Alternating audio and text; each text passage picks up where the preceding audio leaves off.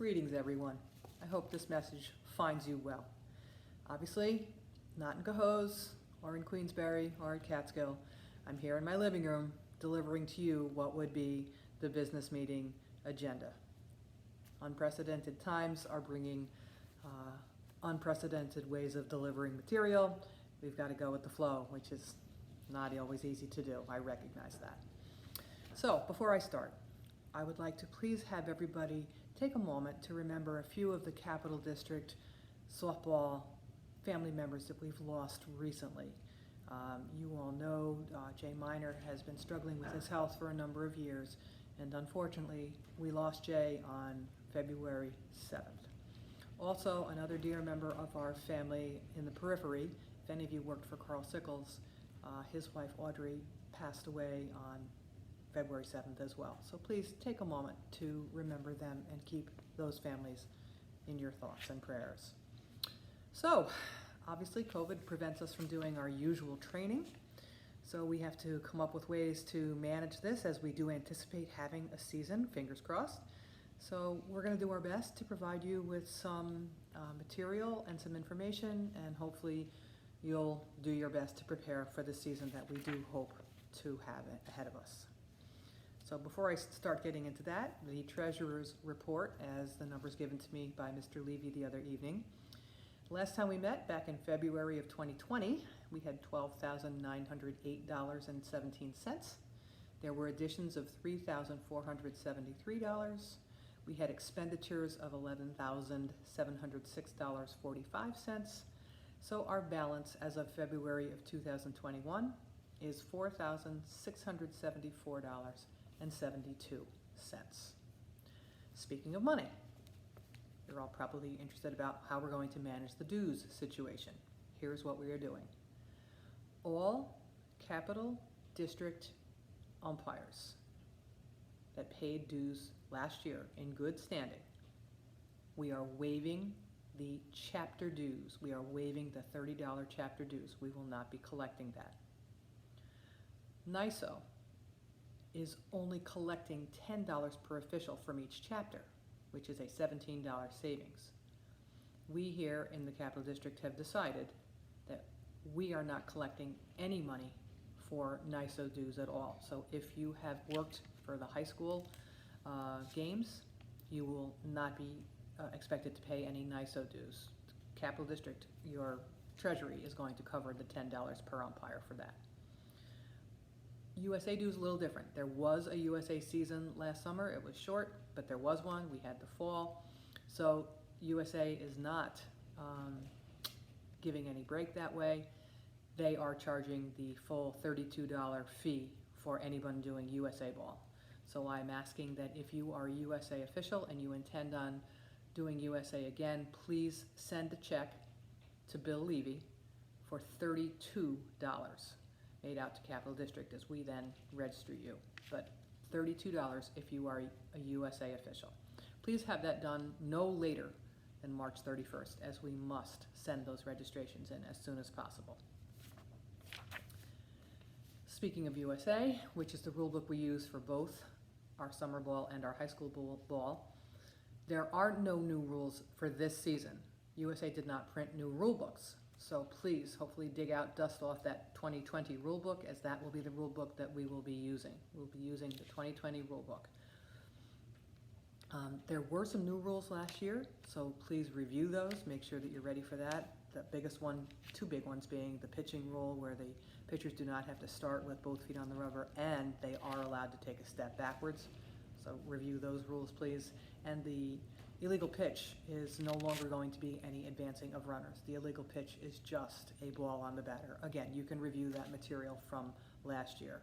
Please take a look at all that information from last year. USA umpires. A little confusion sometimes when you go onto the website for USA, Register USA, where you're doing your background checks. Please do not try and register yourselves. I do all the Capital District softball USA registrations through the umpire-in-chief, Kathy Zivchak. You do not have to register yourself on the USA website. What you must do there is sign up for the background check, the yearly background check. I believe this year it went up to $14. So please go on the website. I believe it's registerusasoftball.com. Sign up for your background check. And then again, when you get the card in the mail, please snap a picture and send that to me via email. Please, it's a pain if you send it to me via text. I would much prefer an email, please. Some people actually have been sending me a picture, a snap of the screenshot where it says that you've been cleared. That's okay as well. Easier if I get the card. And also remember, in addition to the background check, you must do the safe sport curriculum, not the long one like we did last year. This year, you only have to do refresher course number 1. Remember, that's free of charge. And when you get the certificate of completion, you can download it, you can send me a copy, you can take a picture, as long as I have proof that you did both the refresher course and your background check. That's all I need to see. I'm putting out a plea to the group. We are declining in number like every other sporting group, officiating group, and we are in need of officials to do summer softball. There are an enormous amount of tournaments and games and leagues and whatnot. And I'm kind of hoping that, given the fact that we haven't been officiating much, that some people might be interested in returning and getting a few summer games in. Our assigners are John DeFlumer, Joe Farron, Joe Prest, Jim Fazzone, and Steve McWhorter. Please consider signing up. Even up north, I think. I know there's been some USA games up north. I know many officials up north don't do that, but it might behoove you, as I believe there are definitely some games up in the Lake George, Queensbury area. I can't swear to it. Talk to John, talk to Steve, and I think there will be some games. Let them know of your availability, and please consider signing up. And if you think you want to do that, shoot me an email, send your check to Bill Levy so I can make sure I've got you on the registration list. Okay, that brings me to how we're going to manage the umpire instruction. We obviously can't meet in our schools as they're not allowing outside groups to meet. So here's what's going to happen. North and South officials are going to, I'm leaving it up to your representatives to decide how and when and if they're going to provide any information for you. Obviously, everything that's on the website is available to everybody, but North and South is a little different given the size of the groups. So please contact your area representative to see what is expected in your areas. Capital, here the group that normally meets in Cohoes, here's what's happening. Groups 1 and 2, the new officials and the relatively new officials, are going to be meeting via Zoom.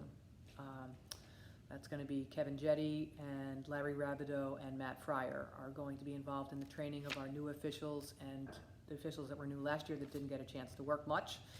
Those Zoom meetings are going to start on March 15th and progress for 5 consecutive Mondays, structured similarly to how we do it. But they will be via Zoom and they will be contacting our new people. Groups 3, 4, 5, and 6 that normally meet in classes, we have no space. But we are opting not to do Zoom meetings, and we are hoping that you will take advantage of any material we post on the website to do some review and get yourselves ready for the season. Please use this material to get ready, especially if you're taking the NISO high school test, which I'll get into in a minute. And in case you're wondering, yes, there is a mechanics session, but again, because of time, space, and just that the new people probably will need a lot of instruction and help, this year's mechanics session is only going to be for groups 1 and 2 only. So the veterans, you will not have to rotate through this year. Testing.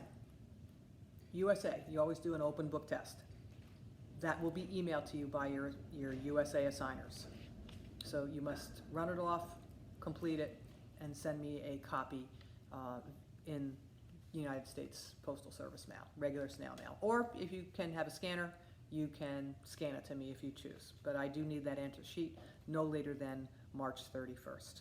I'll post the answers to those at a later date, so keep your copy of the test, write your answers on your test, and that way you can see how you did. But it shouldn't be too bad because you obviously will have your books that you can use.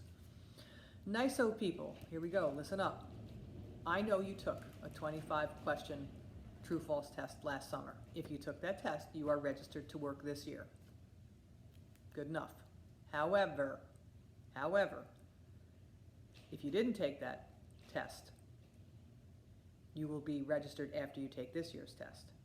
And NISO people, like we always do, no matter whether you took the test last summer or not, every NYSO official that intends to work needs to take the 50-question test that will be online this year.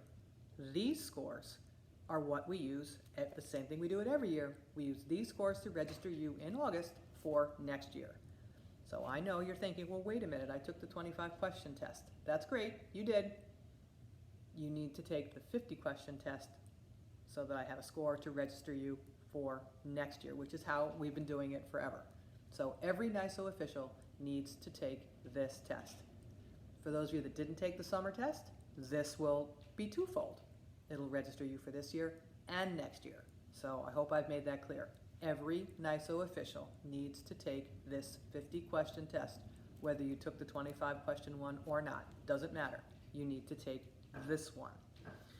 50 questions. 25 of them are going to be from that, I believe, might even be the same questions from the 25-question test, and the other 25 are going to come from the 2020 high school test that we never got to take in person.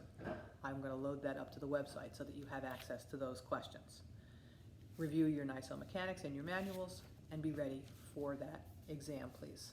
You'll be getting an email with a link and a pin that you will have your specific test to take. And I believe that you can take it, and if you need to stop it, leave it, come back to it. I believe all of that is possible on this new version. Again, it's new. I haven't taken it. I don't know yet. So they're very optimistic that it's going to be much more user-friendly than the last one. Speaking of NYSO, we were in process of negotiations, but since there were no negotiations, there was a memorandum of agreement. Everybody's fee went up $1. So varsity games are $91, JV games are $67.50, modifieds and modified nines, if there are any. There may or may not be many of that level. That's $60.50, and of course your $7 travel fee. NYSO is putting out some COVID protocol, very similar to the protocol used this summer. But more so than that, if you have a high school game, make sure that you confirm that game with not only your partner, but obviously with the school, because things happen last minute. Which brings me to the first piece of the NYSO COVID protocol, which is to be early to the games in case you need to have your temperature checked, in case you need to do some contact tracing information. Be earlier than usual. Be flexible and be accommodating. Understand that schools may be notified at 5 of 3 that somebody on the team has COVID and they can't play the game. So you need to be very flexible and accommodating. You as an official must wear a mask whether you're behind the plate or you're in the field. You must have some kind of a surgical mask, a cloth mask, something you must have. Players will have them as well. Coaches should have them as well. And we are not the mask police. I make sure that you identify who's in charge of the area and you leave that to those people in charge. That is not your job. Please do not try and manage the dugouts and the fans and everything else. Your job is to call ball strikes, safes, and outs. The people at the schools are responsible to handle who's wearing their mask and wearing it properly. Let's see. Do not handle equipment. Please ask the coaches at the pregame meeting if their players are properly and legally equipped. And at that pregame meeting, we have no athletes. We're just going to have the 2 umpires standing in their normal positions and 1 coach from each team standing outside the batter's box. The plate umpire will call balls and strikes from behind the plate, no working from behind the mound. And in terms of ball rotation, a slight difference from what you did in the summer. The home team will provide and sanitize all the softballs, and there will be a designated person who will be in charge of tossing a ball as needed to the catcher so that the game can move at a good pace. Let's see, the New York State Softball Committee met, and update, there is on the website for New York State Public High School website, there is a document called Return to Athletics, and there are some pages very specific to high school sports that you might want to look at. You don't have to, but if you're interested, on the NISFA website, pages 5, 6, 9, and 18 through 23 of the document called Return to Athletics might be of interest to you. In softball, there will not be any regionals nor states, and Section 2 will be starting softball on May 3rd. I understand you may have heard that other areas may be starting earlier, but Section 2 is starting on May 3rd. games to start the following week. So please be ready for that. Let's see, if there is a New York State umpire school, it would be the weekend of September 9th, 10th, and 11th. As always, please email me if you're interested. And elections, last year's positions, nobody wanted to run, so all the people from last year are in place. This year's people whose positions are up: Pizzulo from the north, McGilfrey, Fazone, and Autry in the capital, and Holiday down south. If you wish to run for any of these positions, please send John DeFlumer a note and we'll get you on the ballot for June. Now, my position, it was up last year. We didn't get to vote in June because we didn't have a meeting. So the board has extended my term 1 year. If anyone wishes to run for president, please let John know. We'll put your name on the ballot and we'll have a vote in June. If nobody is interested, I will then stay on and complete the second and third year of the 3-year term. So it sounds like the president election comes up again in 2023, and it'll be on the ballot then. If your uniforms need any updating, please do so. Remember to wear the correct uniform for the correct game, and specifically in the summertime. If you're doing a USA game, you should have something on your body that says USA, and if it's a tournament, you are full hat, ball bag, and shirt. Please don't wear those USA uniforms to games that are not USA sanctioned.